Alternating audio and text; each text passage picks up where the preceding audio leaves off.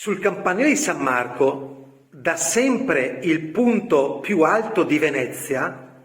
il 21 agosto del 1609 Galileo Galilei presentò il suo Canon. L'innovativo cannocchiale dello scienziato dimostrò che si poteva avvistare le navi con ore di anticipo. Oggi, come viene effettuato il monitoraggio di mare e laguna e in tal senso quali innovazioni, quali progetti sono in atto? Le tematiche sono quelle di una volta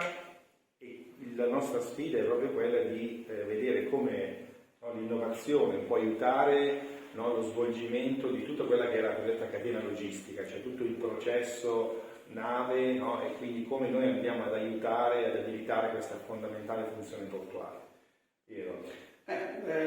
Questi sistemi di comunicazione di cui parlavo prima ci consentono di avere un cannocchiale molto potente che ci consente di avere non solo davanti a Venezia ma soprattutto all'Adriatico o sul Mediterraneo un'immagine del traffico che ci consente di sapere dove sono le navi e quando arriveranno a Venezia. Sapere quando le navi arrivano a Venezia ci consente di lavorare per farlo entrare nella massima efficienza portuale attraverso il MOSE, che è una novità di questi ultimi tempi, ma non solo, ma di efficientare anche il traffico del porto, che è un compito dell'autorità di sistema portuale.